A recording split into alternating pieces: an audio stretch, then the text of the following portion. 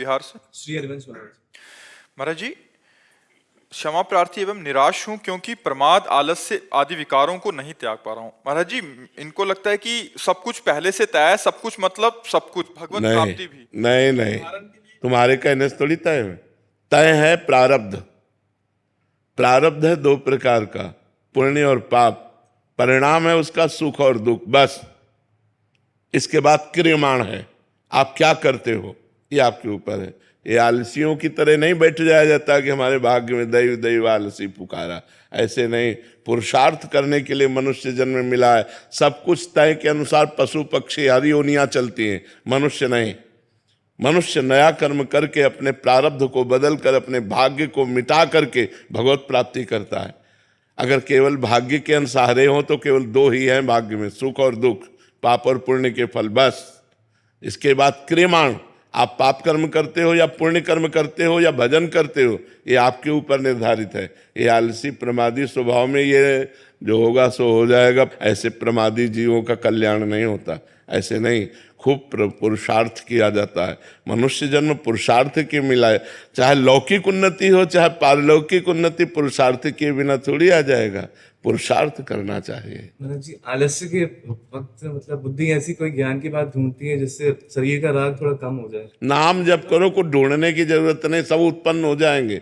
नाम जप नहीं करोगे तो कुछ नामात्मा प्रवचने न लभ्या न मेधया न बहुना श्रुतेन। बहुत वेदांत का प्रवचन करने वाले को आत्मबोध नहीं होता, न बहुत बुद्धिमान को आत्मबोध होता है, न बहुत सुनने वाले को होता है। जो आत्मा को वर्ण करता है उसी को आत्मबोध प्राप्त होता है। आपको भजन करो, अभी सब ठीक हो जाएगा।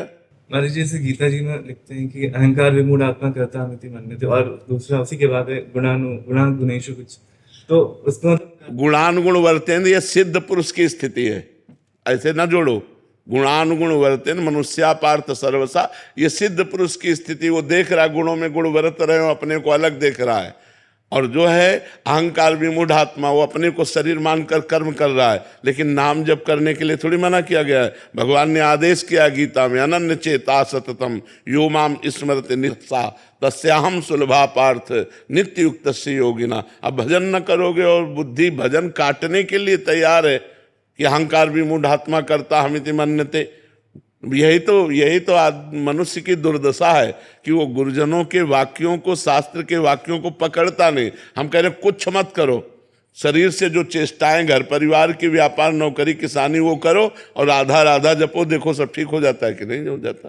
कृष्ण कृष्ण जपो, राम राम जप करो, देखो अभी आनंद आ जाएगा। बिना भगवान का नाम जप किए प्रमाद स्थिति में पड़े रहने से थोड़ी होता है।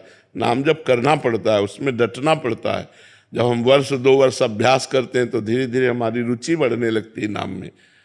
सातु दीर्घ काल निरंतर सत्कार सेवितो दृढ़ भूमि। दीर्घ काल तक निरंतर अभ्यास किया जाए तो नाम हमारे हृदय में दृढ़ता पूर्वक चलने लगता है। महाराज जी, जैसे एक उदाहरण आता है कि मैंने आपका सत्संग सुना और श्री नवल नगरी बाबा ने सुना, उनमें इतना ज्यादा परिवर्तन हुआ, मुझ में थोड़ा कम हुआ। और घोर तमोगुणी कोई पुरुष सुने तो उसमें बहुत कम परिवर्तन हुआ। तो मुझे ऐसा लगता है कि जिसमें जितना सतोगुण है उसी हिसाब से उसका परिवर्तन होगा। तो फिर लगता है हम सतोगुण बढ़ाएं, हम सात्विक भोजन पावें, सात्विक शास्त्रों का स्वाध्याय करें, सात्विक क्रियाएं करें, सात्विक लोगों से मिलें तो हमारा सतोगुण बढ़ जाएगा। हम राजसिक लोगों से मिलेंगे तो राजसिक, तमोगुणी में से तमोगुणी। अब इनका संग किससे रहा?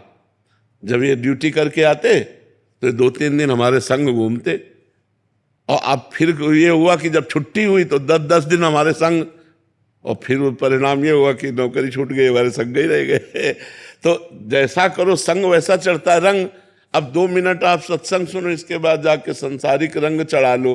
तो अपने को चाहिए कि अगर हम सत्मार्ग में चलना चाहते हैं तो हमको वैसा संग का रंग चढ़ाना होगा। हम एक बात केवल पकड़ा रहे तुम्हें, राधा राधा राधा, सब बात भूल जाओ, सब चतुरता भूल जाओ, राधा राधा राधा। फिर देखो तुम्हारे कदम परमार्थ में कैसे दौड़ते हैं।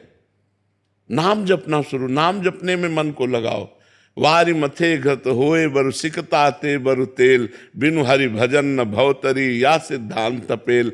जो सिद्ध हैं वो भी भजन करते हैं, जो साधक हैं वो सिद्ध होने के लिए भजन करते हैं। अब देखो सनकादि सिद्ध हैं, हरिशरणम हरिशरणम हरिशरणम। भगवान शिव बोध स्वरूप हैं, लेकिन वो भी अस कई जपन लगे हरिनामा। भगवान का नाम जप करते हैं तो साधक भी नाम जप करता है और सिद्ध भी जप करते हैं। सिद्ध आनंद में नाम जप करते हैं, साधक आनंद प्राप्ति के लिए नाम जप करता है। तो नाम जप में लगो, हमारी सबसे प्रार्थना है। सब सर्व मंगलकारी भगवान का नाम है, कलयुग केवल नाम आधारा, सुमिर सुमिर नर उतरे पारा। हरिर नामयु हरिर नामयु हरिर नामयु केवलम कलौ नास्तेव नास्तेव नास्तेव गति अन्यथा, और कोई गति नहीं है, केवल नाम है, केवल नाम है, केवल नाम है। नाम जप करो खूब।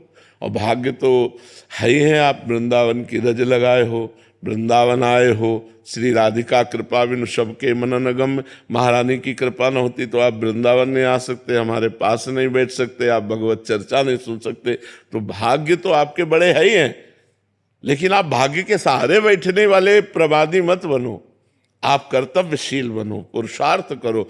मनुष्य जन्म में जिसने जितना पुरुषार्थ किया है उतना ही वो उन्नतिशील हुआ है, चाहे लौकिक हो चाहे पारलौकिक हो। सफलता और असफलता प्रारब्ध के अधीन है, लेकिन हम बार बार प्रयास करेंगे तो हर बार असफलता ही थोड़ी मिलेगी, कभी न कभी सफलता हमें प्राप्त हो जाएगी। तो पुरुषों की स्थिति का श्लोक है वो, मैं उसको मतलब नहीं पढ़ के क्या करोगे, सुनाने लगोगे और क्या करोगे, दूसरों को सुनाओगे, अपने अंदर तो स्थिति आएगी नहीं, है नहीं। तो अगर हम नाम जब शुरू करेंगे तो आपके अंदर स्थिति आ जाएगी। नाम भजन से स्थिति आएगी, पढ़ने लिखने से स्थिति नहीं आती जी। कभी कभी लगता है कि हम सिद्ध हो गए फिर ऐसे। बड़े बड़े सिद्धों को माया परिचय दे देती कि तुम कितने सिद्ध हो। बहुत शिव विरंचिका मोहई को है बपुरान, अस जिय जानि भजी मायापति भगवान। ज्ञानी नाम चेतांश देवी भगवती हिस्सा, बलादा कृष्ण मोहाय महामाया प्रेक्षति। इसलिए सिद्ध ना बने, साधक बने तो ज्यादा अच्छा रहेगा। और जीवन भर हमने सिद्धों को देखा, वो साधक ही बने रहे हैं।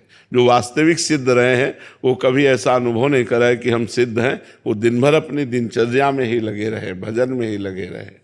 गुरुदेव भगवान, परिवार में जैसे कोई एक नाम जप करता है, पूजा पाठ करता है, तो उसका फल पूरे परिवार को मिल सकता है? अगर भोजन आप पाओगे तो सबका पेट भर जाएगा क्या?